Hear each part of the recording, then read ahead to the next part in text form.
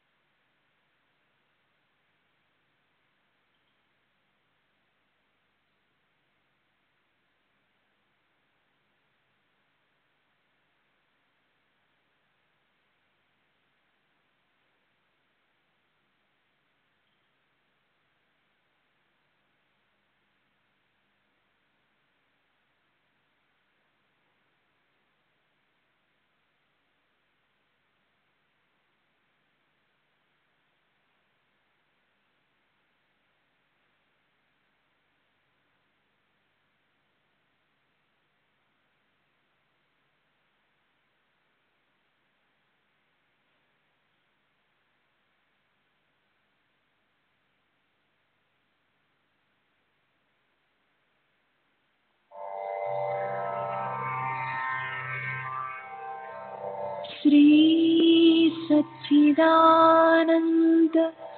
सद्गुरु साईनाथ महाराज की जय। सद्गुरु श्री साईनाथुनि शरद बाबूजी की जय।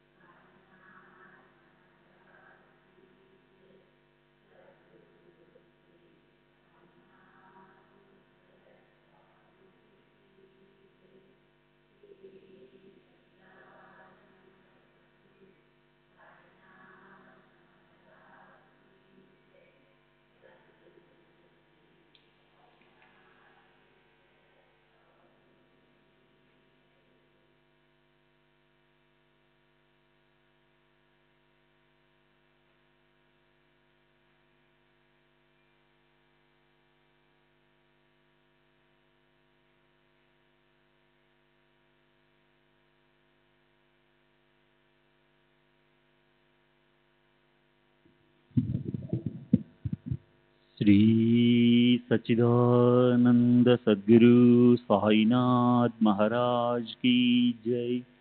सद्गुरु श्री साईनाथ शरद बाबूजी की जय। శ్రీ సాయినాథాయ నమః. శ్రీ సాయిబాబా సత్య చరిత్ర 9వ అధ్యాయం. ఆజ్ఞ అవజ్ఞ విఘ్నం, భిక్షావృత్తి, పంచసూనాది పాతక క్షాళనం, అలాగే భక్త తర్కడ్ కథా నిరూపణ. ఇప్పుడు గతంలో చెప్పిన కథానుసంధానం. బాబా అనుమతి లభించని భక్తులు తమ ఊళ్ళకు తిరిగి వెళ్తే దారిలో ఎలా బాధలు పడేవారో, అలాగే భక్తుల శ్రేయస్సు కోసం పంచసూనం వగైరా పాతకాలను నివృత్తి చేయటం కోసం బాబా భిక్ష చేసే వ్రతాన్ని దేహత్యాగం వరకు పాటించడం, అలాగే బ్రహ్మదేవుడి నుండి స్థావర వస్తువుల వరకు వ్యాపించి ఉండే శ్రీ సాయియే కృపావంతులై సమస్త ప్రాణుల్లోనూ ఈశ్వరుడున్నాడని మనసులో ప్రతిబింబింపజేయడం, అదంతా నేను వర్ణించాను. నా నిరూపణ వైపు లక్ష్యం పెట్టమని నేను శ్రోతలకు విన్నపం చేస్తున్నాను. ఈ కథను ఆదరపూర్వకంగా వింటే శ్రేయస్సు కలుగుతుంది. షిరిడి యాత్రలో విశిష్టత ఏమిటంటే, యాత్ర చేసి బాబా అనుమతి తీసుకోకుండా ఒకవేళ తిరిగి వెళ్తే భక్తులు అవాంతరాలను ఆహ్వానించినట్టేది. అలాగే తిరిగి వెళ్ళిపోయేందుకు ఒకసారి బాబా అనుమతించిన తర్వాత ఒకవేళ షిరిడీలో వారు ఒక్క క్షణం పాటు ఉన్నా కూడా వెంటనే అవాంతరాలు వచ్చి తల మీద కూసినేవి. ఇది అందరి అనుభవం. ఆజ్ఞను అతిక్రమించి వెళ్ళిన వారికి దారిలో అనుకోని కష్టాలు వచ్చేవి. కొందరైతే జన్మంతా గుర్తుపెట్టుకునేలా దొంగలు దోచుకునేవారు. రొట్టె ముక్క తిని వెళ్ళు అని చెప్పినా కూడా ఎవరైనా తినకుండా హడావిడిగా బయలుదేరితే వారికి బండి దొరికేదే కాదు. పైగా వారు ఉపవాసంతో మలమల మాడిపోవడం అనేక మంది భక్తులు చూశారు. ఒకసారి తాత్యా గోతే పాటిల్ కోపరకంగా వెళ్ళవలసి వచ్చింది. అక్కడ వారం వారం సంత జరిగేది. అతను గుర్రం బండిని ఆపి మసీదుకి వచ్చాడు. బాబా దర్శనం చేసుకొద్దామని వెళ్ళి ఆయనకు పాద నమస్కారం చేశాడు. ఆ ప్రకారంగా అనుమతి తీసుకోవాలని పైకి ఊరికే నటించాడు. భక్తులు అనుమతి తీసుకోవడం కోసం తటపడాయిస్తారు. కానీ బాబాకు ఈ సమయాలు తెలుసు. తాత్యా అలా తొందరపడడం చూసి బాబా, కొంచెం ఆగు, సంత సంగతి అలా ఉంచు, సంతకు మరోసారి వెళ్ళొచ్చు, గ్రామం బయటికి వెళ్ళకు అన్నారు. తర్వాత తాత్యా మొండి పట్టుదల చూసి శ్యామాని వెంట తీసుకుని వెళ్ళమని అన్నారు. అయితే శ్యామతో పనేముందంటూ తాత్యా బాబా ఆజ్ఞను పట్టించుకోకుండా వెళ్ళి గుర్ర బండిలో కూర్చుని సంతకు బయలుదేరాడు. ఆ 2 గుర్రాల్లో ఒకటి పొగరుమోతుంది. 300 రూపాయలు పెట్టి కొన్న గుర్రం అది. అంత పెద్ద మొత్తం ఇచ్చి కొన్న ఆ గుర్రం సావుల్ బావి వద్దకు రాగానే ఎంతో విశృంఖలంగా, అంటే స్వాధీనం తప్పిపోయి ఎంతో స్వచ్ఛందంగా పరిగెత్తసాగింది. ఎప్పుడూ కొరడా దెబ్బ తిని ఎరగనిది, సంతకు అతి కొద్ది సమయంలో చేర్చగలది అయిన ఆ గుర్రం పడిపోయింది. బండికి ఒక్కసారిగా కుదిపొచ్చి బోల్తా పడింది. తాత్యా నడుం పట్టింది. ఇక సంత ఎక్కడా? తాత్యాకు సాయిమాత గుర్తొచ్చింది. మనసులో సమయానికి బాబా మాట వినుంటే ఈ కష్టం కలిగేదే కాదు. సరే, జరిగిపోయిన దాని గురించి ఇప్పుడేం చేయలేం అనుకున్నాడు. మరోసారి కూడా అలాగే జరిగింది. తాత్యా కోల్హార్ గ్రామానికి బయలుదేరాడు. గుర్రబండిని కుదుర్చుకొని బాబా అనుమతిని అడగడానికి వెళ్ళాడు. బాబా చరణాలకు వందనం చేసి ఇక వెళ్ళొస్తానన్నాడు. బాబా సమ్మతి పూర్తిగా లభించలేదు. అయినా తాత్యా అలాగే బయలుదేరాడు. ఆ తర్వాత ఏమైందో వినండి. అసలే చాలా వేగంగా వెళ్ళగల బండి అది పట్టుదప్పి ఇష్టం వచ్చినట్టుగా వేగంగా పరిగెత్తింది. దారిలో ఉన్న మిట్ట పల్లాలను అసలు గమనించలేదు. తాత్యాకి ప్రాణం మీదకు వచ్చినంత పనైంది. అయితే సాయి కృపతో ఆ గుర్ర బండి తుమ్మ చెట్టుని ఢీకొని ఆగిపోయింది. అది నయమే, మంచి జరిగింది. అది అక్కడ విరిగిపోయి తరువాతి ప్రయాణం ఆగిపోయింది. అలాగే ముంబైకి చెందిన ఓ గొప్ప ఆంగ్లేయుడు మనసులో ఏదో కోరిక పెట్టుకుని సాయిబాబా దర్శనానికి షిరిడి వచ్చాడు. చాందోర్కర్ సిఫారసుతో మాధవరావుకి అతను ఉత్తరం రాసుకొచ్చాడు. షిరిడీకి వచ్చాక అతను ఒక గుడారాన్ని అడిగి తీసుకున్నాడు. అతని నివాసం సుఖప్రదంగా ఉంది. బాబా ఇచ్చకు విరుద్ధంగా ఎవరైనా సరే నేను మసీదుకి వెళ్ళి మెట్ల పైకి వెళ్తాను, లేదా ఆయన దర్శనం చేసుకుని ఇష్టం వచ్చినప్పుడు తిరిగి వస్తాను అని అనుకుంటే అది జరిగే పని కాదని అందరికీ తెలుసు. ఆ వ్యక్తి మసీదులో పైకెక్కడానికి 3 సార్లు ప్రయత్నించాడు. కానీ అది వ్యర్థమైంది. దాంతో అతను పాపం చాలా నిరాశపడ్డాడు. తాను మసీదులో పైకి వెళ్ళి మోకాళ్ళపై కూర్చుని బాబాకు వందనం చేయాలని, ఆయన చేతిని ముద్దు పెట్టుకుని ఆయన దగ్గర కూర్చోవాలని అతని మనసులో ఎంతో కోరిక. అయితే బాబా అతన్ని మసీదులో తన వద్ద కూర్చొనివ్వలేదు. అతను కింద సభా మండపంలోనే ఉండాలి, అక్కడే కూర్చోవాలి, అక్కడి నుంచే దర్శనం చేసుకోవాలి, పైకి మాత్రం రాకూడదు. సరే, తర్వాత అతను తిరిగి వెళ్ళిపోయేందుకు బయలుదేరి బాబా దగ్గర సెలవు తీసుకోవాలని ప్రాంగణంలోకి వచ్చాడు. అప్పుడు బాబా అతనితో, రేపు వెళుతూ గానిలే, అంత తొందర ఎందుకు అన్నారు. అక్కడ ఉన్నవారు అతనికి ఎంతగానో చెప్పారు. అనేక రకాలుగా అతన్ని నచ్చజెప్పడానికి ప్రయత్నించారు. బాబా మాటలు లెక్క పెట్టకుండా పోయిన వాళ్ళు ఎంతో పశ్చాత్తాపడ్డారని కూడా చెప్పారు. జరగవలసింది జరిగేది చెప్తుంది, ఆగదు. వారి మాటలు అతని మనసుకు ఎక్కలేదు. అతను బాబా మాటలను లక్ష్య పెట్టకుండా బయలుదేరాడు. దారిలో అతనికి ఎన్నో ఇబ్బందులు కలిగాయి. గుర్రబండి మొదట్లో సరిగానే వెళ్ళింది. కానీ తర్వాత గుర్రాలు దారి తప్పాయి. సావులు బావిని మాత్రం దాటాయి. అప్పుడు దానికి ఎదురుగా ఓ సైకిల్ రావడంతో గుర్రం ఒకసారిగా బెదిరింది. ఆ వ్యక్తి బండిలో వెనుక వైపు కూర్చున్నాడు. అతను తూలి ఓ పక్కకు ఉరిగిపోయి నడి రోడ్డు మీద బొక్కబొర్ల పడిపోయాడు. అతను దేకుతూ పోయాడు. జనులు గొప్ప ప్రయాసంతో బండిని ఆపి అతన్ని బండిలో ఎత్తి కూర్చోబెట్టారు.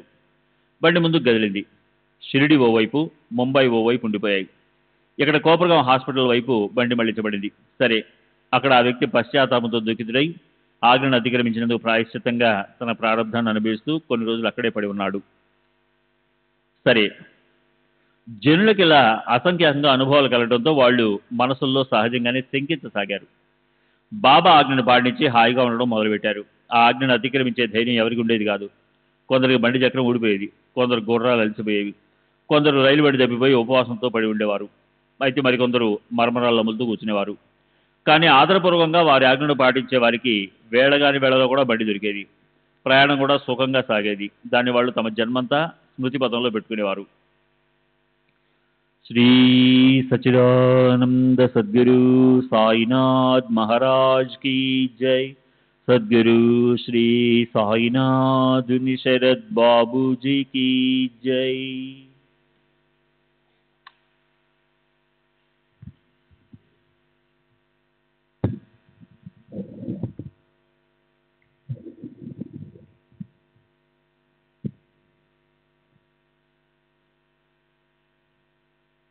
సంవత్సరాల తరబడి భిక్ష యాచించడానికి బాబా ఎందుకు ఇష్టపడుతున్నారు అని ఎవరి మనసులోనైనా శంక కలిగితే ఆ సందేహాన్ని పటాపంచలు చేస్తాను వినండి. బాబా ఆచరణని నివాసాన్ని పరిశీలిస్తే ఆయన భిక్ష చేయటమే యోగ్యమని తెలుస్తుంది. అలా చేసి లోకులకు గృహస్థాశ్రమ కర్తవ్యాన్ని పాటించడంలోని ఆనందాన్నిచ్చి వారికి శ్రేయస్సును కలిగించేవారు బాబా. తను మన ధనాలతో సహా సర్వాన్ని సాయి చరణాల్లో సమర్పించే ఏకనిష్ట భక్తులను సాయిబాబా ఎంతో ఇష్టపడేవారు. గృహస్థుల ఇంట్లో ఉడికించే ఆహారాన్ని ఆ ఇంట్లోని ముఖ్య పురుషుడు, సన్యాసి లేదా బ్రహ్మచారి వీరి ప్రీతి కోసం మొదట అగ్నికి ఆహుతి ఇవ్వవలసి ఉంటుంది. అంటే అదహా ప్రత్యక్షంగా అక్కడున్న వారికి ఆదరపూర్వకంగా తినటానికి ఇవ్వవలసి ఉంటుంది. వారికి మొదట ఆహుతి ఇవ్వకుండా ఒకవేళ గృహస్థు భోజనం చేస్తే అతను వాచిక మానసిక శుద్ధి కోసం చంద్రాయన వ్రతం అంటే రోజు తినే అన్నం ముద్దను చంద్రుడికి వృద్ధి క్షయలాగా ఎక్కువ తక్కువలు చేసి తిని ప్రాయోచితం చేసుకునే ఒక వ్రతం చేయవలసి ఉంటుంది అని శాస్త్రాల్లో నియమం ఉంది. సన్యాసులకు, బ్రహ్మచారులకు అన్నం వండుకోవడం లేదా స్వయంపాకం చేసుకోవడం నిషిద్ధం. వాళ్ళు ఒకవేళ అలా చేస్తే వారి తల మీద కూడా చంద్రాయన వ్రతం నిశ్చయంగా వచ్చే పడుతుంది. కనుక వారికి కడుపు నింపే బాధ్యతను శాస్త్రాలు గృహస్థాశ్రమ వాసుల మీద పెట్టాయి. సన్యాసులు ఏ రకమైన పనులు చేయరు. బాబా గృహస్థాశ్రమానికి చెందినవారు కాదు, వానప్రస్థ ఆశ్రమానికి చెందినవారు కూడా కాదు. ఆయన కేవలం బాల్యం నుంచి సర్వస్వాన్ని త్యాగం చేసిన బ్రహ్మచారి. కనుక భిక్ష చేయటం ఆయనకి ఎంతో యోగ్యము. విశ్వమంతా నా ఇల్లు, నేనే వాసుదేవుణ్ణి, విశ్వంభరుణ్ణి, నేనే అవినాశి పరబ్రహ్మని అన్న ప్రజ్ఞ ఉండి మనసులో దృఢనిశ్చయం ఉన్న వారికి, విశ్వమే తన కుటుంబం అని తెలిసిన వారికి భిక్షాటనం మీద పూర్ణ అధికారం ఉంటుంది. లేకపోతే హాస్యాస్పదంగా వీధుల్లో అడుక్కునే ఇతరుల పద్ధతి చూడండి. మొదట మానవులు పుత్రేషణ, పిల్ల పాపలను పొంది సంసారంలో ఉండటం మీద ఇచ్చ, తర్వాత విత్తేషణ అంటే డబ్బు సంపాదనపై లోభము, లోకేషణ అంటే జగత్ గౌరవ మర్యాదలు పొందాలన్న ఆకాంక్ష. ఈ 3 రకాల ఆకాంక్షలను నిశ్చయపూర్వకంగా వదలవలసి ఉంటుంది. వారే భిక్షాన్నం తినటానికి అర్హులు. లేకపోతే భిక్ష పాత్రలో భిక్ష చేసే వారి బ్రతుక్కి నిప్పుపడని అలా వారు బ్రతికి ఉండటం సిగ్గు చేయటం అని తుకారాం మహారాజు పాడటం అర్థహీనం, సారహీనం అవుతాయి. సాయి సమర్థులు గొప్ప సిద్ధ పురుషులు అన్న విషయం చిన్న పెద్దలందరికీ తెలుసు. అయితే మనం సదా సాంసారికమైన అంశాలను, కోరికలను పెనవేసుకొని ఉండటం వల్ల అమర అనురాగ అమృతధారులు వర్షించే ఆయన పవిత్ర చరణాల్లో ఆసక్తిని పెట్టుకోవటం లేదు. 5 రకాల మహాయజ్ఞాలు: బ్రహ్మయజ్ఞం అంటే వేద పురాణ పఠనము, దేవయజ్ఞం స్వకారాలతో దేవతలకు ఆహుతి ఇవ్వటం, పితృయజ్ఞం అంటే స్వధాకారాలతో పితృలకి ఆహుతి ఇవ్వటం, భూతయజ్ఞం అంటే భూతాలకు బలిదానాలు, క్రిమికీటాల కోసం, పశుపక్షాల కోసం ముద్ద తీసి పెట్టటము, మనిషి యజ్ఞం అంటే అతిథులకు భోజనం పెట్టటము, చెయ్యని గృహస్థాశ్రమ మానవులు నింజ శాస్త్రాలచే నిషేధించబడ్డ భోజనాన్ని షిరిడీలో సాయిబాబా స్వయంగా పవిత్రం చేయించేవారు. ఆయన ప్రతిరోజు 5 ఇళ్లలో భిక్షకు పోయి వారికి అతిథి యజ్ఞాన్ని గుర్తు చేస్తుండేవారు.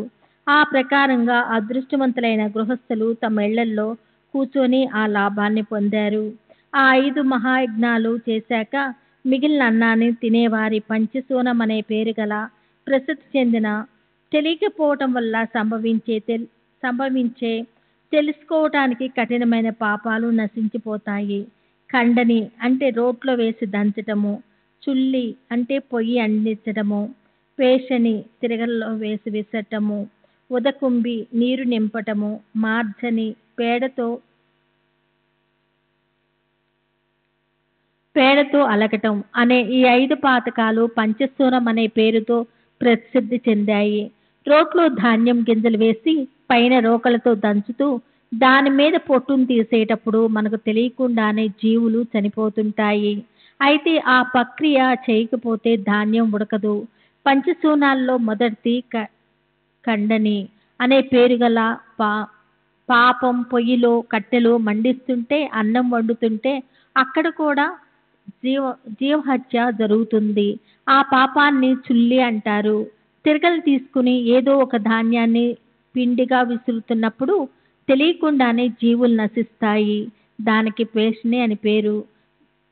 వాపీకూప అంటే బావి లేదా తటాకాల నుంచి కుండతో నీరు నింపుకొని స్త్రీ పురుషులు తీసుకొస్తారు. అక్కడ గిన్నెలు తోముతున్నా, బట్టలు ఉతుకుతున్నా అక్కడ అసంఖ్యాకంగా ప్రాణులు మరణిస్తాయి.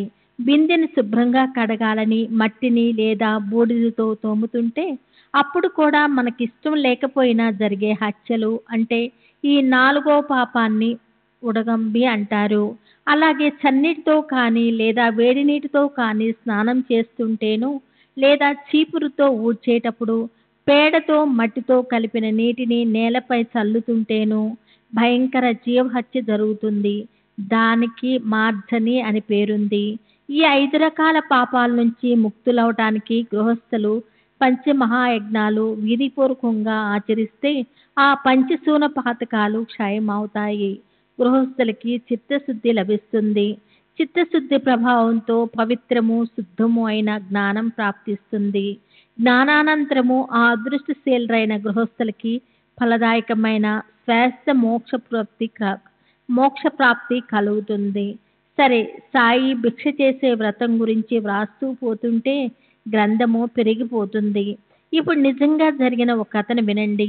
తర్వాత ఈ అధ్యాయాన్ని నేను ముగిస్తాను. మనసులో మాత్రం ప్రేమ ఉండి తీరాలి. అలా పెట్టుకొని ఎవరైనా ఏదైనా పంపితే దాన్ని తీసుకొచ్చిన ఆ వ్యక్తి దాన్ని గురించి విస్మరిస్తే అప్పుడు బాబా దాన్ని మర్చిపోకుండా తాము స్వయంగా అడిగి మరీ తీసుకునేవారు. కూర కానీ, రొట్టె కానీ, పాలకోవా కానీ లేదా ఏదైనా సరే భక్తి భావం మాత్రం ప్రగాఢంగా ఉండాలి. అలా చలించని స్థిరమైన భక్తులు కలిస్తే సాయిబాబాకు సంతోష సరిగమలు పలిగించగల ప్రేమ ఉప్పెనలా ఉప్పొంగేది. ఇది అలాంటి ఒక ప్రేమిక భక్తుడి కథ. అది వింటే శ్రోతలకు ఆనందం ఆకాశపు టంచెలు అందుకుంటుంది. ఎవరి చేతనైనా జరగవలసిన పనిలో ఏదైనా పొరపాటు జరిగితే బాబా వారిని చక్కగా సరైన మార్గంలోకి తీసుకొచ్చేవారు. బాబా యొక్క ఈ మధురమైన శిక్షణా పద్ధతి భక్తులను సరైన సమయంలో మేల్కొల్పేది. అలాంటి అనుభవాన్ని పొందిన వారి అదృష్టం ఎంతో గొప్పది. వారికి చెప్పలేనంత ఆనందం ప్రాప్తిస్తుంది. రామచంద్ర అనే పేరు గల ఒక వ్యక్తి ఉండేవాడు. అతని తండ్రి పేరు ఆత్మారాము. వారి ఇంటి పేరు తర్కడు. అతనికి సాయే విశ్రాంతి స్థానము. అందరూ అతన్ని బాబాసాహెబ్ తర్కడ్ అనే పేరుతో పిలుస్తుండేవారు. అతని గురించిన కథను ఇప్పుడు గ్రంథంలో మనం ముందుకు నడిపిద్దాం. హృదయంలో సాయిపై ప్రేమ ఉప్పెత్తిన ఎగిసిపడుతుండగా తర్కడు తన అనుభవాలను చెప్పేవాడు. అది వినేవారికి మహా ఆనందంగా ఉండేది. అతని భక్తి ఎంత గొప్పది! ఈ గ్రంథంలో ఇది రచించడానికి అంతకుమించి మరో కారణం లేదు. అడుగడుగునా తనకు సంభవించే సాయిబాబా అనుభవాలను ఒకదాని వెనుక మరొకటి అందమైన హావభావాలతో రసవత్తరంగా వర్ణిస్తుంటే వాడతను. బాబాసాహెబ్ భక్తి అనుపమానము. అతనింట్లో ఉన్న అందమైన పెద్ద చందన మండపంలో 3 వేళలా పూజించడానికి కాగితం పైన గీసిన శ్రీ సాయిబాబా చిత్రం ఉండేది. తర్కడు ఎంతో అదృష్టవంతుడు. అతని కడుపున పుట్టిన కొడుకు కూడా భక్తిపరుడు. సాయిబాబాకు నైవేద్యం పెట్టకుండా అతను అన్నం మెతుకు కూడా ముట్టుకునేవాడు కాదు. ఉదయాన్నే స్నానం చేసి బాబా చిత్రపటాన్ని కాయ వాచ మనస నిత్యము పూజించి భక్తిపూర్వకంగా దానికి నైవేద్యం పెట్టేవాడు. అలా అతను ఆ నిత్యక్రమాన్ని విసుగు లేకుండా నిరంతరం నడిపిస్తూ ఉంటే అతని శ్రమ ఫలించి అతనికి ఒక అసమానమైన అనుభవం కలిగింది. అతని తల్లి కూడా సాయికి పరమ భక్తురాలు. ఒకసారి ఆమెకు షిరిడి వెళ్ళాలని మహా ఉబలాటం కలిగింది. షిరిడికి వెళ్ళి సాయి సమర్థల దర్శనం చేసుకొని అక్కడే కొద్ది రోజులు బాబా చరణాలను ప్రత్యక్షంగా సేవించుకోవాలని ఆమె కనిపించింది. తల్లితో పాటు కొడుకు కూడా వెళితే బాగుంటుందని తండ్రి కోరిక. అయితే అలా వెళ్లేందుకు కొడుకు మనస్కరించలేదు. తాను వెళ్తే ఇంట్లో బాబాకి నియమంగా పూజ ఎవరు చేస్తారు అని అతని చింత. తండ్రి ప్రార్థనా సమాజానికి చెందినవాడు. దేవుడి విగ్రహం పట్ల పూజ అర్చనలతో భక్తి కలిగి ఉండటం పట్ల విశ్వాసం లేని వారి సమాజంలో సభ్యుడు. అతనికి విగ్రహాలను పూజించడం అనే శ్రమను కలిగి ఉండటం ఏం బాగుంటుంది అన్న చింత కలిగింది అతనికి. అయినా తాను కూడా తల్లితో కలిసి షిరిడి వెళ్ళాలన్న తండ్రి ఉత్సాహాన్ని మనోగతాన్ని చూసి ఆ అబ్బాయి తండ్రిని ప్రేమపూర్వకంగా ఇలా ఆర్థించాడు. సాయిబాబాకి నైవేద్యం పెట్టకుండా ఇంట్లో ఎవరమూ అన్నం తినము అని మాట ఇస్తేనే తప్ప నేను షిరిడీకి నిశ్చయంగా వెళ్ళలేను. కొడుకు నిత్యక్రమము గురించి తండ్రికి మొదటే తెలుసు. అతను నువ్వు బయలుదేరు, నిజంగా నేను రోజు నైవేద్యం పెడతాను, నువ్వు నిశ్చితంగా ఉండు.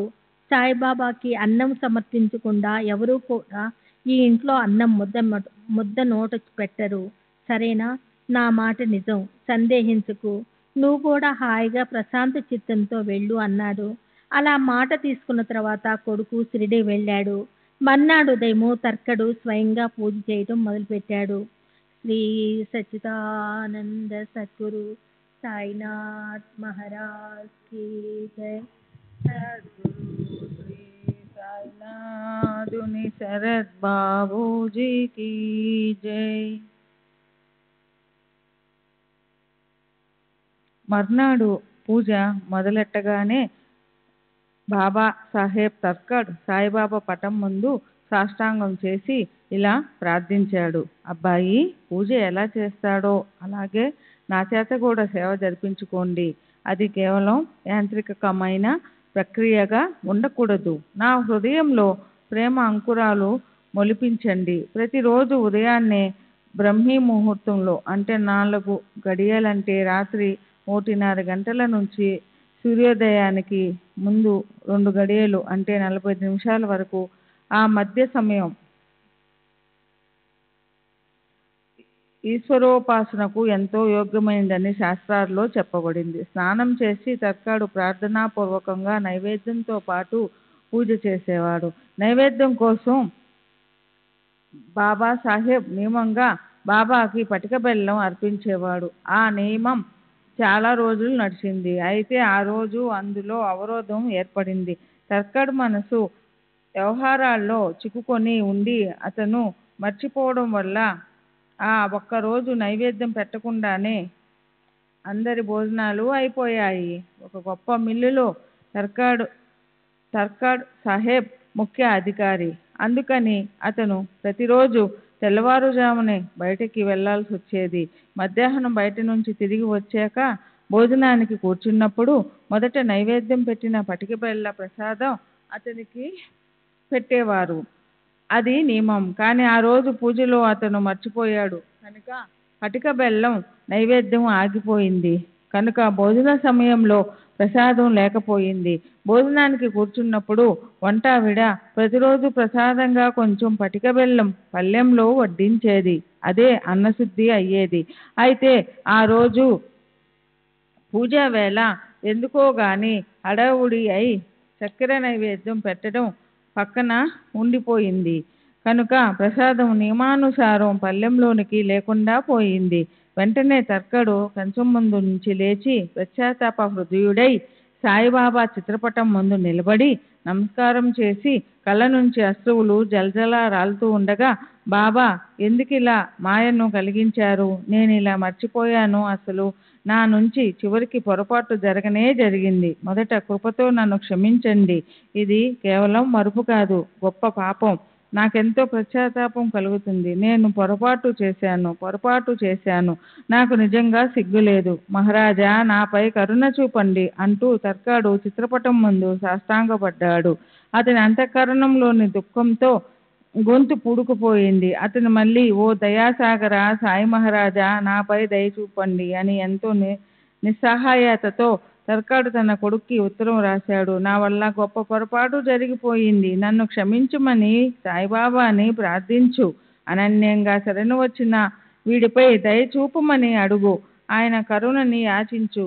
ఈ దీన దాసుని కోసం అభయహస్తాన్ని, అభయవచనాన్ని అడుగు. బాంద్రాలో జరిగింది ఇది. దానికి 100 కోసుల దూరంలో ఉంది షిరిడి. అయినప్పటికీ అక్కడికి వెంటనే కబురు అందింది. అక్కడ బాబా నోటి నుంచి జాలువారిన శబ్దాలను వినండి. భూత భవిష్యత్ వర్తమానాలను తన కను సన్నల్లో ఉంచుకున్న త్రికాల జ్ఞాని సాయి మహారాజు. ఆయనకు దేశ కాలాలనే అవరోధాలు లేవు. దీనికి ప్రత్యక్ష ప్రమాణం చూడండి. ఇక్కడ షిరిడీలో ఆ అబ్బాయి ఆ రోజు సాయిబాబాకి వందనం చేయడానికి పోయినప్పుడు జరిగిన సంభాషణని శ్రోతలు జాగ్రత్తగా వినండి. అబ్బాయి ఎంతో సంతోషంగా తన తల్లితో కలిసి బాబా చరణాలకు నమస్కరిస్తున్నప్పుడు ఆయన ఆమెను ఉద్దేశించి అన్న మాటలు విని అతనికి ఎంతో ఆశ్చర్యం కలిగింది. ఏం చేయనమ్మా, ప్రతిరోజులాగే నేను ఈ రోజు బాంద్రాకి వెళ్ళాను. కానీ తినడానికి, కనీసం తాగడానికి గంజి నూకలని ఉడకబెట్టి పలుచగా చేసిన ద్రవం గంజైనా లేదు. నేను ఉపవాసంతో తిరిగి రావాల్సి వచ్చింది. స్నేహానుబంధాలు ఎలా ఉంటాయో చూడు. తలుపులేసి ఉన్నా నేను మనస్ఫూర్తిగా లోపలికి వెళ్ళాను. నన్నెవరు అడ్డగించగలరు? ఇంట్లో యజమాని కలవలేదు. నా కడుపులో ప్రేగులు ఆకలికి అలమటిస్తూ ఉన్నాయి. మిట్ట మధ్యాహ్నం అన్నం లేకుండా అలాగే నేను తిరిగి వచ్చేశాను. బాబా అన్న ఆ మాటలు వినగానే ఆ అబ్బాయి తన తండ్రి మతిమరుపు వల్ల బాబాకి నైవేద్యం పెట్టి ఉండడన్న విషయాన్ని వెంటనే గ్రహించాడు. అప్పుడు అబ్బాయి బాబాకి నన్ను తిరిగి ఇంటికి పంపండి అని విన్నపం చేశాడు. అయితే బాబా అతన్ని పోనీయలేదు. అక్కడే అతని చేత పూజను చేయించి ఆయన దాన్ని స్వీకరించారు. అదే రోజు ఆ అబ్బాయి షిరిడీ నుంచి ఊరంగా ఉత్తరం రాసి తండ్రికి పంపాడు. అది చదివినప్పుడు తండ్రి మనసు ద్రవించిపోయింది.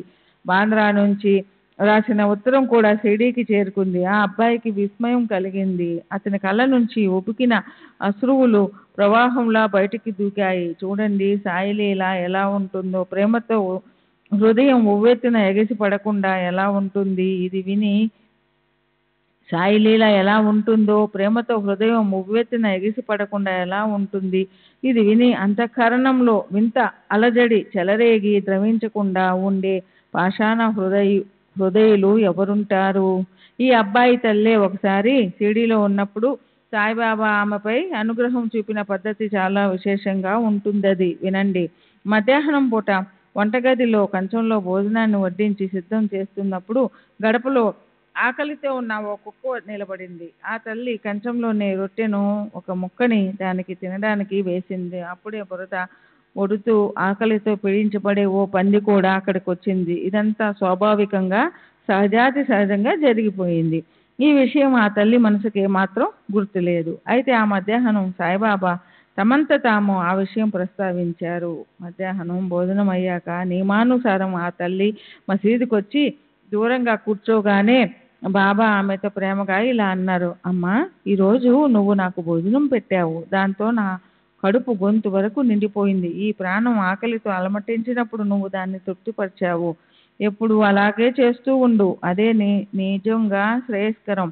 మసీదులో కూర్చున్న నేను అసత్యం చెప్పను. అలా నిజంగా ఎన్నడూ జరగదు. నా దయ ఇలా ఉంటుందని తెలుసుకో. ఆకలి ఉన్న వారికి మొదట రొట్టె ఇవ్వాలి, తర్వాత తమ కడుపుని నింపుకోవాలి. ఇది బాగా మనసులో పెట్టుకో. సాయిబాబా మాట్లాడుతున్న మాటలకు అర్థం ఆ తల్లికి సరిగా తెలియలేదు. ఆమె మనసులో అనుకుంది, ఇలా మాట్లాడడంలో అర్థం ఏమై ఉంటుంది? బాబా మాటలు ఎన్నటికీ వట్టిపోవు. తర్వాత ఆమె గట్టిగా బాబాతో ఇలా అన్నది. బాబా, నేను మీకెప్పుడు భోజనం పెట్టాను? నేనే ఇతరుల మీద ఆధారపడి ఉన్నాను. వారికి డబ్బిచ్చి వాళ్ళు పెట్టిందేదో తింటున్నాను. దానికి బాబా ఇలా సమాధానం ఇచ్చారు, నీవు ప్రేమతో ఇచ్చిన రొట్టె తిని నేనెంతో తృప్తి చెందాను. ఇప్పటికీ నాకు త్రేన్పులు వస్తూనే ఉన్నాయి. నీవు భోజనానికి కూర్చున్నప్పుడు ఆకలితో అలమటిస్తూ వాకిట్లోకి అనుకోకుండా వచ్చిన కుక్కని నీవు చూసావు కదా, దానిది ఒకటే ఆత్మ. అలాగే బురదతో ఒళ్ళంతా తడిసిపోయి ఆకలితో వ్యాకులం చెందిన పందిని కూడా నీవు చూశావు. దానిది నాది కూడా ఒకటే ఆత్మ. బాబా అన్న ఈ మాటలు విని ఆమె మనసుకెంతో ఆశ్చర్యం అనిపించింది. ఆమె లోపల ఇలా అనుకునింది, కుక్క, పంది, పిల్లి మొదలైనవి తిరుగుతూ ఉంటాయి, ఇవన్నీ బాబాయే కాబోలు. ఆమె ఆలోచనను దృఢపరచడానికి బాబా ఒక్కోసారి నేను కుక్కగా, ఒక్కోసారి నేను పందిగా, ఒక్కొక్కప్పుడు ఆవుగా, ఒకప్పుడు పిల్లిగా, చీమగా, ఒక్కోసారి జలచరాల రూపాల్లో జగత్తులో చరిస్తూ ఉంటాను. జగత్తులోని అన్ని జీవుల్లోనూ నన్నే చూసేవారంటే నాకు ఇష్టం.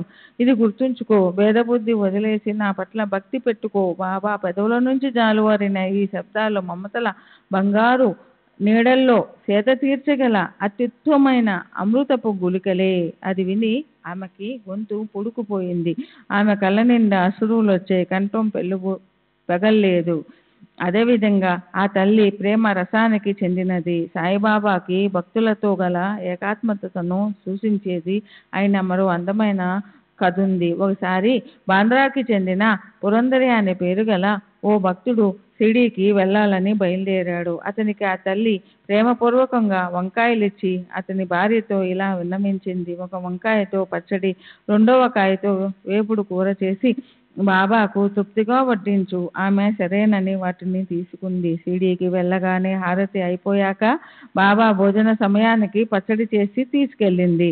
నిత్య క్రమానుసారం నైవేద్యం చేసి పళ్ళెం పెట్టి ఆమె బయలుదేరి వెళ్ళిపోయింది. తర్వాత అందరి నైవేద్యాలు కలిపి బాబా భోజనానికి కూర్చున్నారు. పచ్చడి రుచి చూసిన బాబాకి అది రుచికరంగా అనిపించింది. దాన్ని ఆయన అందరికీ వడ్డించారు. తర్వాత ఆయన మనసుకి వేపుడు కూర తినాలని అనిపించింది. దాన్ని ఇప్పుడు తేండి అన్నారు ఆయన. ఏం చేయాలో భక్తులకి తోచలేదు. బాబాకి వంకాయ వేపుడు తినాలని అనిపిస్తుందట. అది తినాలన్న కోరికతో ఆయన తినకుండా ఆగారు అని వాళ్ళు రాధాకృష్ణబాయికి కబురు పెట్టారు. అది వంకాయల కాలం కాదు. మరప్పుడు అవి ఎక్కడ దొరుకుతాయి? అప్పుడు పురందరే భార్యని పచ్చడిని వెతకడం మొదలుపెట్టారు. ఆమె తీసుకొచ్చిన పళ్ళెంలో పచ్చడి ఉంది. అందుకని ఆమె సామాన్లో ఒకవేళ వంకాయలు ఉండవచ్చు అనిపించింది. అందుకని ఆమెని అడిగినప్పుడు బాబా వంకాయ వేపుడు గురించి అడగడంలోని అంతరార్థం బోధపడింది. బాబా దానికోసం ఇంత ప్రేమ ఎందుకు కనపరిచారో అది కూడా అందరికీ అర్థమయ్యింది. ఆమె ఒక వంకాయతో పచ్చడి అయ్యింది. దాన్ని మధ్యాహ్నం బాబాకి అర్పించాను.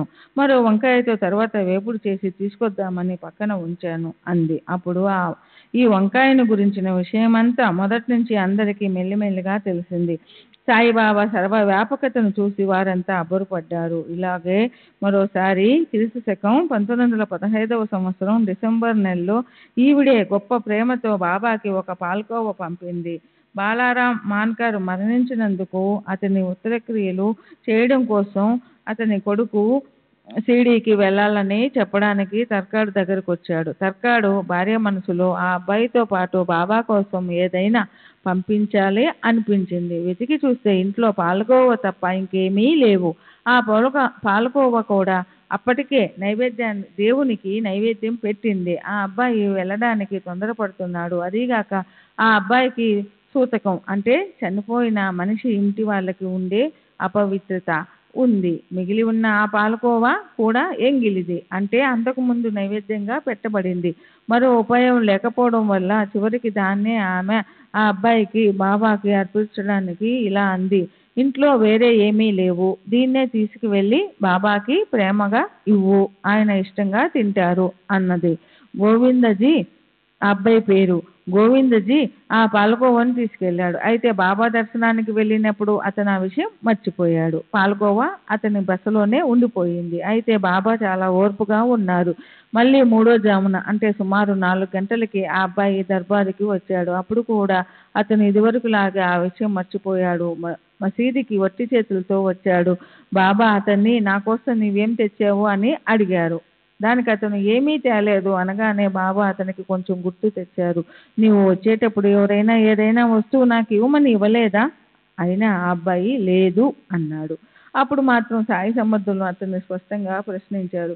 ఒరేయ్, ఇంటి నుంచి బయలుదేరేటప్పుడు నీకు ఆ తల్లి ప్రేమపూర్వకంగా తినుబండరాలు ఇవ్వలేదు?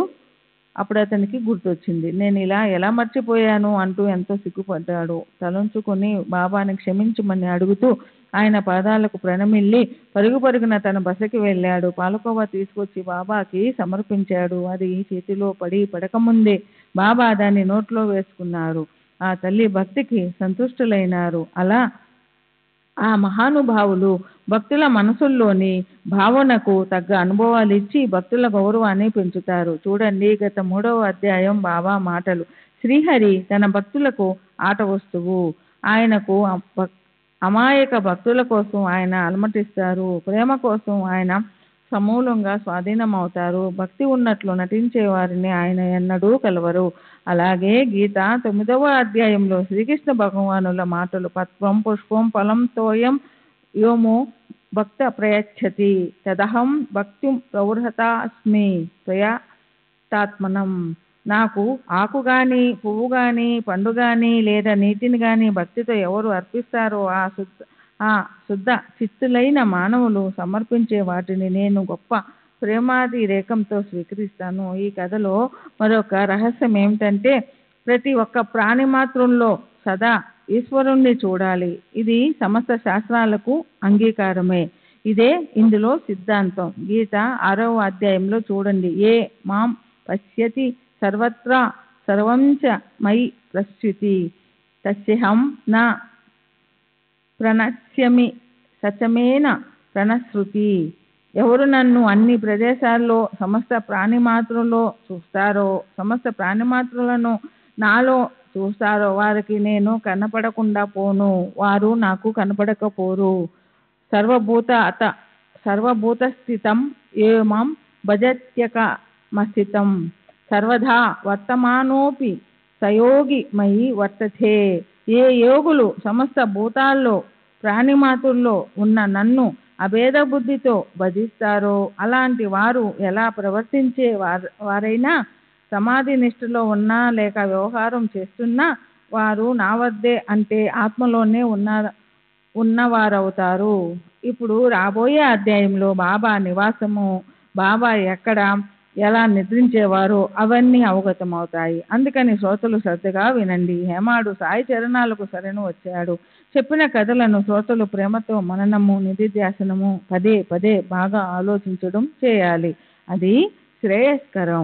సర్వులకి శుభమస్తు. ఈ ప్రకారంగా సత్పురుషులు సజ్జనులు ప్రేరేపించిన భక్త హేమాడ్ పంత్ రచించిన శ్రీ సాయి సమర్థుల సత్య చరిత్రలోని ఆజ్ఞ, అవజ్ఞ, విఘ్నం, భిక్షావృత్తి, పంచశూనాది పాతక క్షళనం, అలాగే భక్త తర్కాడు కథ నిరూపణ అనే పేరుగల 9వ అధ్యాయం ముగిసింది.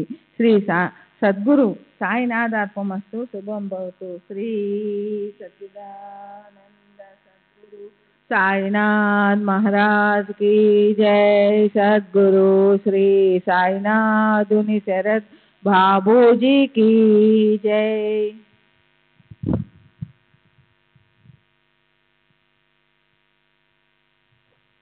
श्री सच्चिदानंद सद्गुरु साईनाथ महाराज की जय. सद्गुरु श्री साईनाथुनि शरद बाबूजी की जय. 9వ అధ్యాయానికి పరిపూర్ణ వివరణ.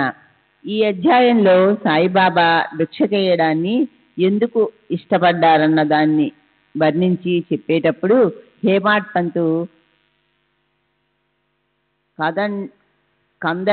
కందని, సుల్లి, పేషణి, ఉదకుంబి, మార్జని అనే పంచశూనాలనే పేరుతో ప్రసిద్ధి చెందిన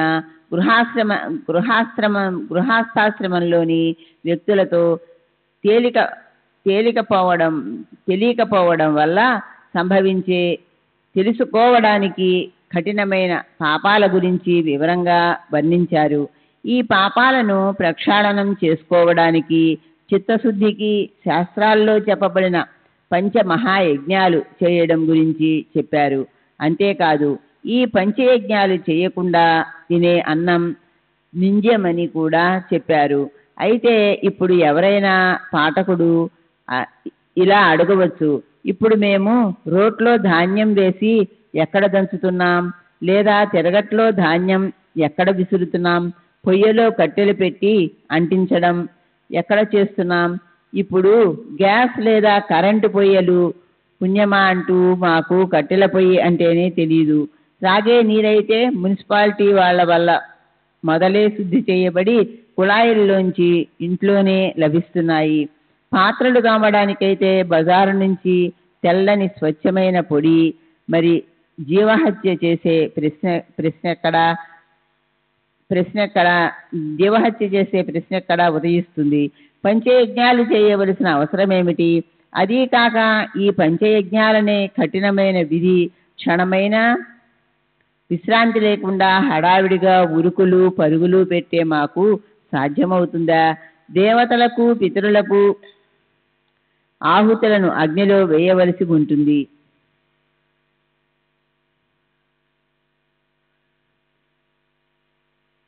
ఇది వరకు పొయ్యిలో నిప్పు ఉండేది, ఇప్పుడది ఎక్కడి నుంచి తేవాలి? వెలుగుతూ ఉన్న గ్యాస్ మీద విద్యుత్ పొయ్యి మీద అన్నం ఆహుతి చేస్తే స్టవ్లు ఆరిపోయి శాశ్వతంగా పాడైపోతాయి. క్రిమికీటకాలు లేదా పశుపక్షుల కోసం ముద్ద తీసి పెడితే ప్రస్తుత ఫ్లాట్ పద్ధతిలో ఉండే ఇళ్లలో అది పోయి డ్రైనేజీలో కలుస్తుంది. ఇలాగే 2 లేదా 3 అంతస్తుల ఫ్లాట్ మీద అది కూడా ముందు వాకిలి ఎప్పుడు మూసి ఉంటున్నప్పుడు బెల్ కొట్టి అతిథి రాగలగడం మాత్రం ఉంటుందా అని. ఇవన్నీ చాలా నిజం. అయితే ఈ రోజుల్లో కూడా గృహస్థాశ్రమంలోని వ్యక్తులలో తెలియకుండా పంచసూనాదుల లాంటి పాపాలు సంభవిస్తూనే ఉంటాయి. వంటిళ్లలో ఫ్రిడ్జుల్లో వందలాది బొద్దింకలను బేగాన్ లాంటి విషదాయకమైన మందు వాడి మనం పదే పదే హత్య చేయడం లేదు లేదా? అలాగే నల్లుల కోసం, దోమల కోసం, టిక్ వంటి ఎలుకల కోసం ఇంకేవేవో విషపూరితమైన రసాయనాలు కొట్టి వాటిని మనం అదే పనిగా చంపడం లేదా? ఈ పాపాలు ఏమైనా చిన్నవా? ఈ రోజుల్లో మనం స్వయంగా రోట్లో ధాన్యం పోసి దంచడం లేదు, తిరగలిలో విసరడమూ లేదు.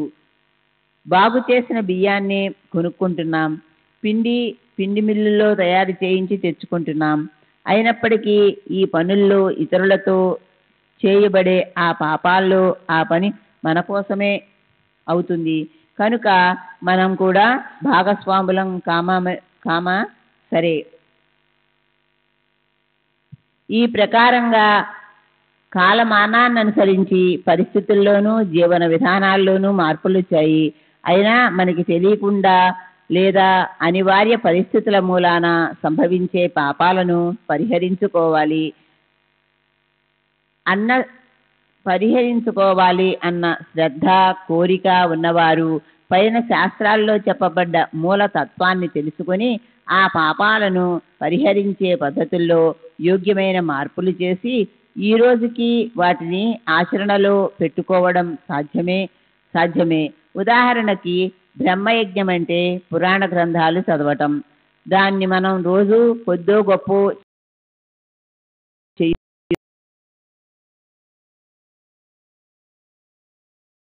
కాదు, ఇవ్వడం మనకు సాధ్యం. అయితే దేవతలకి చక్కెర నైవేద్యం, మరణించిన తల్లిదండ్రులకు వారి పుణ్యతిథుల రోజున గుర్తుపెట్టుకొని పేదవారికి అన్నదానం చేయడం, కుక్కలు, పిల్లులు, పిచ్చుకలకి అవకాశం వచ్చినప్పుడు రొట్టె ముక్క పెట్టడం సాధ్యమే. మనుష్య యజ్ఞం అంటే అతిథులకు భోజనం పెట్టడం. ఈ రోజుల్లోనూ మన దగ్గరకు కూడా ఎవరో అతిథులు అనుకోకుండా వస్తారు. అలాంటి సందర్భంలో ఈ ప్రకారం వారు ఊరికే ఎక్కడి నుంచి వచ్చారు అని, ఈ పీడాకారం వాడు ఊరికే ఎక్కడి నుంచి వచ్చాడు అని కసుబుసు లాడకుండా గొప్ప ఆనందంతో ప్రేమతో వారికి భోజనం పెట్టి తృప్తిపరచటం. అదే అదే సమస్య, అదే మనుష్య యజ్ఞం. వచ్చిన వాళ్ళు సాయి భక్తులే అయితే బాబానే వచ్చారు అని భావించి ఆ అతిథికి ఆదర సత్కారాలు చేయాలి. సాయిబాబా స్వయంగా బడే బాబాని అతిథి అంటూ అతను పంక్తిలో కూర్చోకపోతే ఎప్పుడూ భోజనం చేసేవారు కాదు. హేమాడ్ పంత్ అంటారు, అతిథిని పూజిస్తే కోరుకున్నవి లభిస్తాయి, దాంతో అరిష్టాలన్నీ నివృత్తి అయిపోతాయి. అలా చేయకపోతే నిశ్చలంగా దోషం ప్రాప్తిస్తుంది. కనుక ఆచారాన్ని పాటించాలి. ఈ విధులన్నింటి వెనుక ఉండే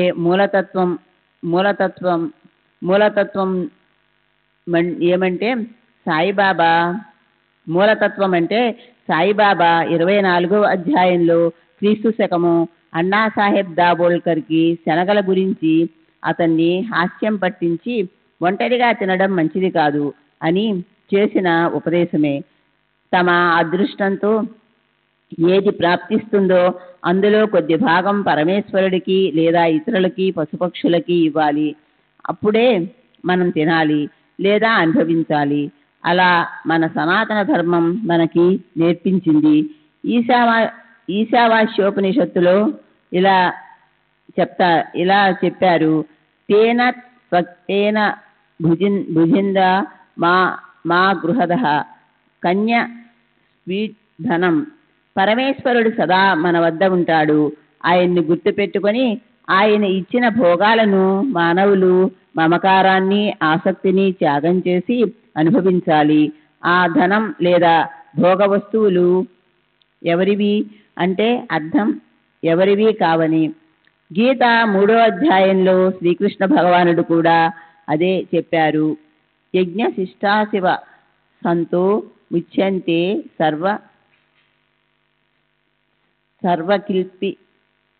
కిల్బిపైః భూయజ్ఞతే స్వగమగం పాపాయే పచన్నాత్మ కారణాత్.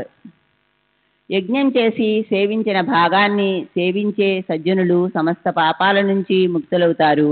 అయితే అలా కాక ఎవరు కేవలం తమ కోసమే అన్నం వండుకుంటారో ఆ పాపులు పాపాన్నే భక్షిస్తారు. సారాంశం ఏమిటంటే ఎంతగానో లోభత్వంతో ఉండడం లేదా తమ స్వార్థం కోసమే వ్యవహరించడం పాపం. ఈ కాలంలో దానికి ఉదాహరణలు ఇలా. సంసారంలో డబ్బుని సంపాదించడం అవసరమే. ఈనాటి నుండే ఈనాడు మండే మహాధరల వల్ల రూపాయి విలువ పడిపోతూ ఉండడం వల్ల ప్రతివారు కొద్దో గొప్పో మరింతగా డబ్బుని సంపాదించాలి. అయితే దానికోసం కోట్లాది రూపాయలు ఇష్టం వచ్చిన మార్గంలో పోగేయడం. సామాన్య మానవుడు ఉండటం కోసం స్థలం కొనుక్కోలేడు. అయితే ఈ రోజుల్లో వేలాది ఫ్లాట్స్ నిర్మించినా కానీ అవి ఖాళీగా ఉంటున్నాయి. డబ్బున్న వారు అవసరం లేకపోయినా 4-5 ఫ్లాట్స్ కొని ఒక పక్కన పెట్టుకోవడం. 3. పెట్రోలు, వంట నూనెలు లేదా చక్కెర వీటికి బజారులో లోటు వచ్చినట్లు అనిపించినప్పుడు ఆ వస్తువులు కొద్దో గొప్పో సంగ్రహించడం అవసరం.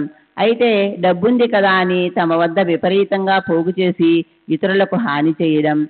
4. బస్సు లేదా రైలు బండి పట్టుకోవడానికి క్యూ పద్ధతి పాటించకుండా లేదా తప్పుడు మార్గంలో లోపలికి రావడం. ఇలా ఈ రోజుల్లోని ఉదాహరణలు ఎన్నైనా ఇవ్వవచ్చు. ఈ మానవులంతా గీతలోని 3వ అధ్యాయంలోని 12వ శ్లోకంలో చెప్పబడ్డ విధంగా సూరులే. తేన ఏవనః కార. చివరికి చెప్పేదేమిటంటే మొదట నిర్దేశించబడిన పంచయజ్ఞాలు చేయడం రాకపోతే పైన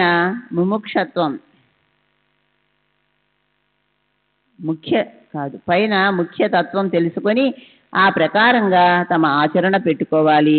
అప్పుడే మనకు శ్రేయస్సు కలుగుతుంది. దానికన్నా ముఖ్యం మనసుకి ఎంతో శాంతి లభిస్తుంది. శ్రీ సచ్చిదానంద సద్గురు సాయినాథ్ మహారాజ్ కీ జై. సద్గురు శ్రీ సాయినాథుని శరద్ బాబూజీ కీ జై. శ్రీ సచ్చిదానంద సద్గురు సాయినాథ్ మహారాజ్ కీ జై. సద్గురు శ్రీ సాయినాథుని శరత్ బాబూజీకి జై. 10వ అధ్యాయం శ్రీ సాయి సమర్థుల గొప్పతనం. శ్రీ గణేశునికి నమస్కారము, శ్రీ సరస్వతీదేవికి నమస్కారం, శ్రీ గురు మహారాజుకి నమస్కారము, శ్రీ కులదేవతకి నమస్కారం, శ్రీరామచంద్రులకి నమస్కారము, శ్రీ సద్గురు సాయినాథునికి నమస్కారము. కర్తుం అకృత్యం అన్యదా కర్తుం అంటే చేయటం, చేయకపోవటము, మరో విధంగా చేయటము. అపరిమితమైన ప్రతిబంధరహిత సామర్థ్యమున్న శ్రీ సాయి మహత్యం. సమస్త జనులకు శ్రేయస్సు కలిగించటంలో నిమగ్నమై ఉంటూ నిరంతరం పరమాత్మతో తదాత్మం చెందిన స్థితిలో ఉన్న వారిని భక్తి పొంగులు వారే మనసుతో సతతము స్మరించాలి. వారి స్మరణ మాత్రంతో జనన మరణ పరిభ్రమణం నుంచి విముక్తి లభిస్తుంది. అదే గొప్ప సాధన. దానికోసం ఒక చిల్లు గవ్వ కూడా ఖర్చు పెట్టనవసరం లేదు. కొద్ది ప్రయత్నంతో గొప్ప లాభాలు అందరికీ సహజంగా చేజిక్కుతాయి. ఇంద్రియ సమూహం దృఢంగా ఉన్నంత వరకు ప్రతి క్షణాన్ని ఉపయోగించుకోవాలి. ఇతర దేవతలందరూ మాయుకమే. గురువు ఒక్కడే శాశ్వత దైవం. ఆయన చరణాల్లో విశ్రాంతి తీసుకుంటే విధివశాత్తు కలిగే దుఃఖభజనమైన సంకటాలన్నిటినీ ఆయన ఆపేస్తారు. సద్గురువుకి ఉత్తమ పద్ధతిలో సేవ జరిగే చోట సంసార జన్మ దుఃఖమంతా సమూలంగా నశించిపోతుంది. న్యాయ మీమాంస హిందూ తత్వ జ్ఞానానికి చెందిన 6 శాస్త్రాల్లో 2 శాస్త్రాలు మొదలైన వ్యర్థ వాదోపవాదాలు లేదా వేరే ఏ విధమైన బాధకర ప్రయత్నాలు అవసరం లేదు.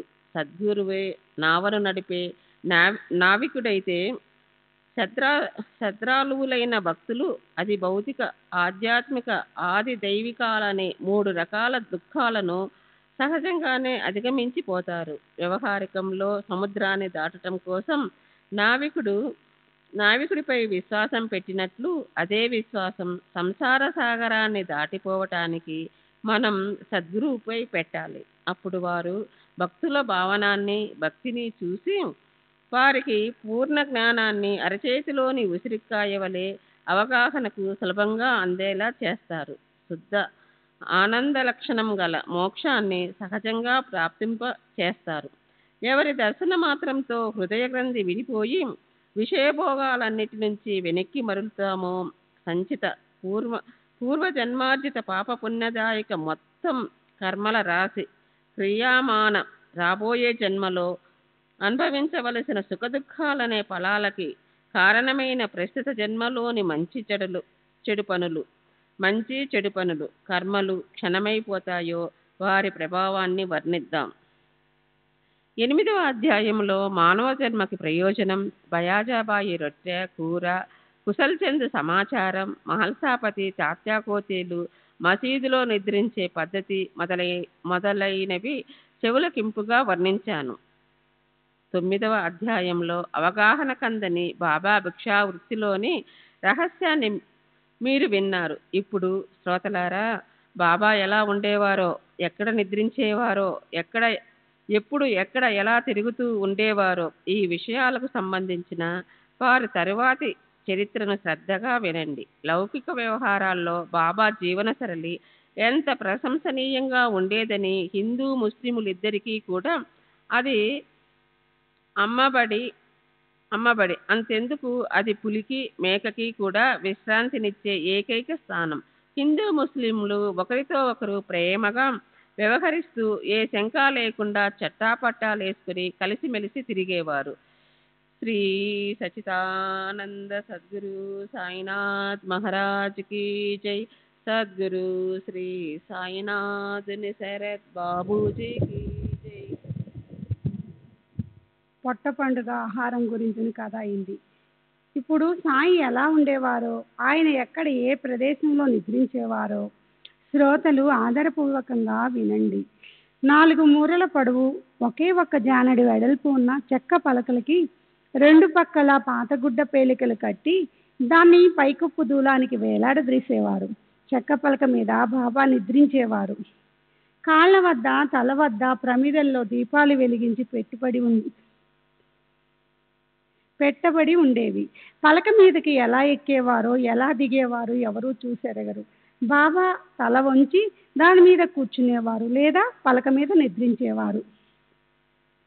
అయితే ఆయన పైకెక్కటం లేదా దిగటం అనే ఈ క్రియ ఎవరికీ అర్థమయ్యేది కాదు. అలా గుడ్డపేలికలతో కట్టబడ్డ పలక బాబా బరువును ఎలా మోయగలిగేది? మహాసిద్ధులు, యోగ తపశ్చర్య మొదలైన వాటి వల్ల కలిగిన దైవీ శక్తులు 8 రకాలుగా ఉంటాయి. అవి అణిమ, మహిమ, గరిమ, లఘిమ, ప్రాప్తి, ప్రాకామ్య, శశిత్వ, వసిత్వ అనేవి దగ్గరుండగా పలక అనేది కేవలం నామమాత్రమే కదా. కళ్ళల్లో పడిన ఎంతో చిన్న నలకే గుప్తంగా ఉండగలిగినప్పుడు అణువంతగా చిన్నగా అయ్యే అలౌకిక సిద్ధులున్న మానవులు హాయిగా గుప్తంగా ఉండలేరా? బాబా కూడా ఈగలు, చిన్న చిన్న క్రిములు లేదా చీమల రూపంతో నిరంతరం సంచరిస్తుంటారు. అణిమా సిద్ధి ఎవరింటి దాసి అవుతుందో వారికి దోమ రూపంగా రావడానికి ఎంత సమయం పడుతుంది? ఎవరు ఆకాశంలోనే ఆధారం లేకుండా మధ్యలో ఉండగలరో వారికి చెక్క పలకలపై పడుకోవటం అనేది ఒక గొప్ప విషయమా?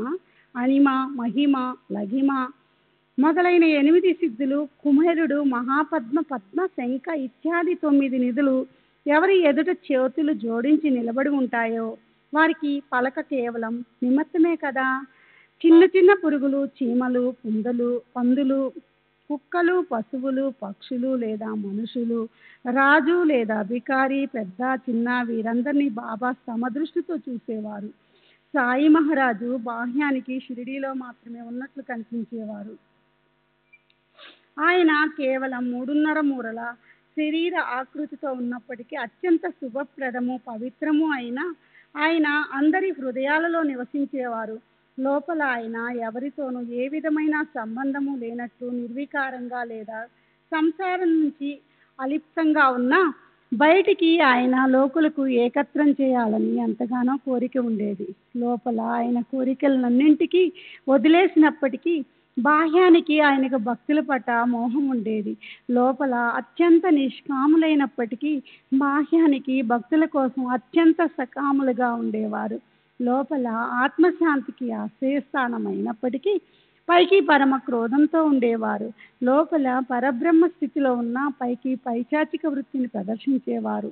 అంతర్యంలో అద్వైతం మీద అపార అభిమానం ఉంది. ఎక్కడ ఆసక్తి అనువంతైనా లేకపోయినా బాహ్యానికి జగత్తులోని సమస్త చిక్కుల్లో చిక్కుకున్నట్లుండేవారు. ఒక్కొక్కసారి పరవళ్ళు తొక్కే ప్రేమభావంతో చూస్తుండేవారు. మరొకసారి రాయి తీసుకుని పరిగెత్తి వచ్చేవారు. కొన్నిసార్లు తిట్లు, శాపనార్థాలు పెట్టేవారు. కొన్నిసార్లు చిందులు వేసి ఆనందంతో ఆలింగనం చేసుకునేవాళ్ళు. కొన్నిసార్లు ఆయన శాంతదాంత తమ మనోవికారాల మీద ఆధిపత్యం సంపాదించటం, ఉపరతి విషయాల నుంచి నివృత్తి, తితిక్షలతో భరించే శక్తి, సహనశీలత, సదా సమాహితులై సమాధి స్థితి, ధ్యాన మగ్నత, అంతర్మతులై ఆత్మస్వరూపంలో లేదా ఆత్మానందంలో నిమగ్నత, భక్తుల పట్ల సంతృష్టులుగా ఉండేవారు. ఒకే ఆసనం మీద సదా తల్లీనులై ఉండే ఆయనకి ఎక్కడికి రాకపోకలుండేవి కావు. సటకాయే ఆయన దండం. అలా ఆయన నిశ్చయంగా క్రియారహితులై ఉండేవారు. ఆయన కీర్తికాంతను కౌగలించుకుందామని, ఐశ్వర్యాన్ని ఆలింగనం చేసుకోవాలని కానీ ఉండేది కాదు. ప్రాణ రక్షణ కోసం భిక్షావృత్తిని ఆకాంక్షించారు. ఆసన ప్రాణాయామాది సాధనతో చిత్తవృత్తిని నిరోధించి కాలాన్ని గడిపేవారు. ఆయన వేషధారణ ప్రత్యక్షంగా ఒకానొక యతి సన్యాసిలా ఉండేది. చేతిలోని సటకాయే సన్యాసుల దండం. అల్లా మాలిక్ అనే పదాన్ని ఆయన పదే పదే పలుకుతూ ఉండేవారు. భక్తుల మీద ప్రీతి అఖండంగా ఉండేది. సాయిబాబా లాంటి సగుణ మూర్తి మానవ రూపంలో స్పష్టంగా కనిపించే సంపద పూర్వజన్మలో చేసిన పుణ్యం వల్ల హస్తగతమైంది. ఆయన్ని మానవుడిగా భావించిన వారు దురదృష్టవంతులు, మందబుద్ధులు. దైవగతి విచిత్రం. వారికి సాయిబాబా అని అదృష్టం ఎలా ప్రాప్తిస్తుంది? సాయిబాబా ఆత్మజ్ఞానానికి గని. ఆయన శరీరం అణువణున వికసించిన వెన్నెల రాత్రిలా ఆనందంతో ఓతప్రోతంగా నిండి ఉండేది. సంసార సాగరాన్ని పూర్తిగా దాటడానికి ఆయన ఆశ్రయించాలి. అది అపారము, అనంతము, పిపీలికాది బ్రహ్మ పర్యంతము నుండి ఉన్న అలాంటి మూర్తిభవించిన నిరంతర అభిన్న పరబ్రహ్మమే బాబా. కలియుగం యొక్క కాల వ్యవధి 4,32,000 సంవత్సరాలు. అందులో రమారమి 5,000 సంవత్సరాలు గడిచాక బాబా అవతరించారు. ఇక్కడ బాబా జన్మించిన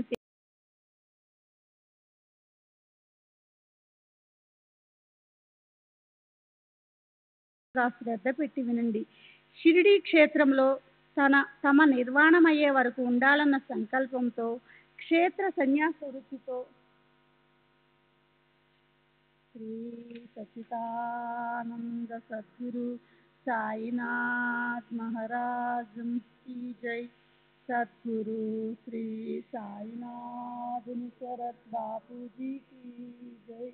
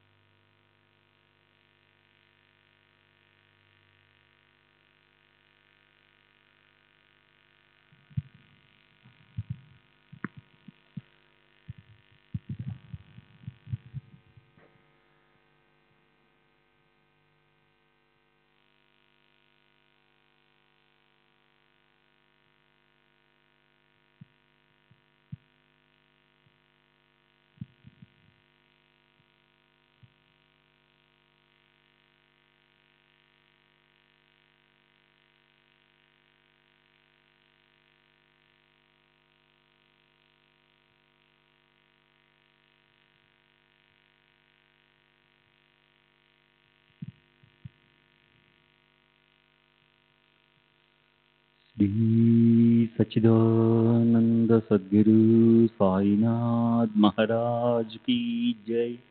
सद्गुरु श्री साईनाथ शरद बाबू जी की जय. साई रहम नजर करना, बच्चों का पालन करना. साई रहम नजर करना, बच्चों का पालन करना. जाना तुमने जगत पसारा, सब ही झूठ जमाना. जाना तुमने जगत पसारा, सब ही झूठ जमाना. साई रहम नजर करना, बच्चों का पालन करना. साई रहम नजर करना, बच्चों का पालन करना. मैं अंधा हूँ बंदा पुकार, मुझसे पथ दिखलाना. मैं अंधा हूँ बंदा पुकार, मुझसे पथ दिखलाना. साई रहम नजर करना, बच्चों का पालन करना, साई रहम नजर करना, बच्चों का पालन करना। दासगण कहे अब क्या बोलूं, थक गई मेरी रसना। दासगण कहे अब क्या बोलूं, थक गई मेरी रसना। साई रहम नजर करना, बच्चों का पालन करना, साई रहम नजर करना, बच्चों का पालन करना।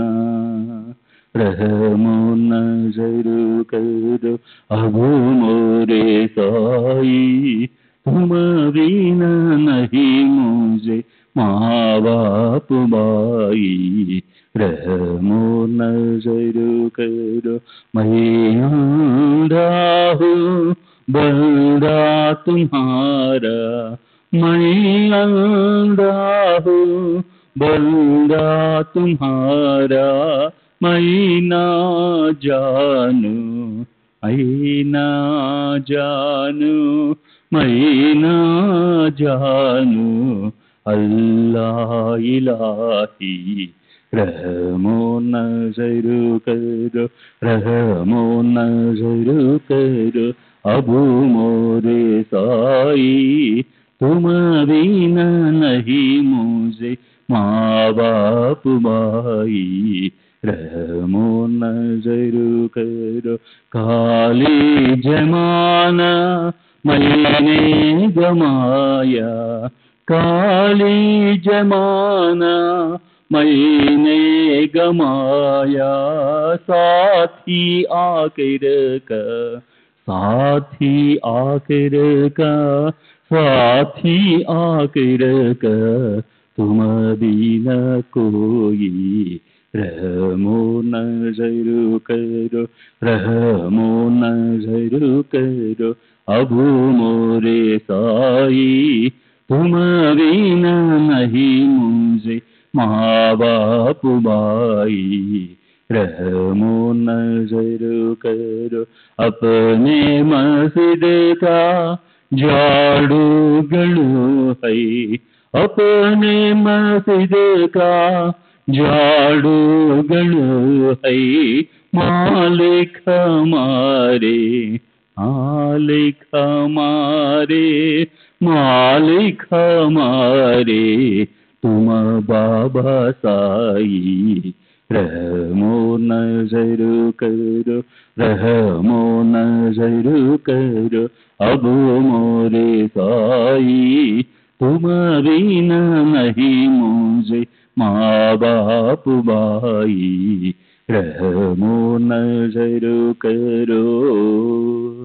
श्री सच्चिदानंद सद्गुरु साईनाथ महाराज की जय। सद्गुरु श्री साईनाथ निशरद बाबू जी की जय।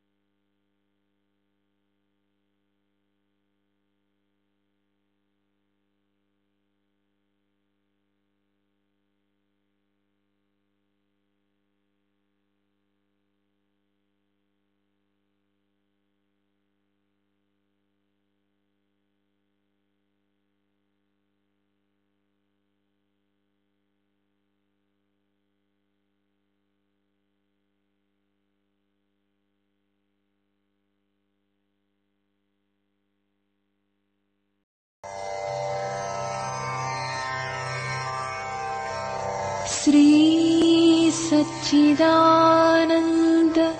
सद्गुरु साईनाथ महाराज की जय। सद्गुरु श्री साईनाथुनि शरद बाबू जी की जय।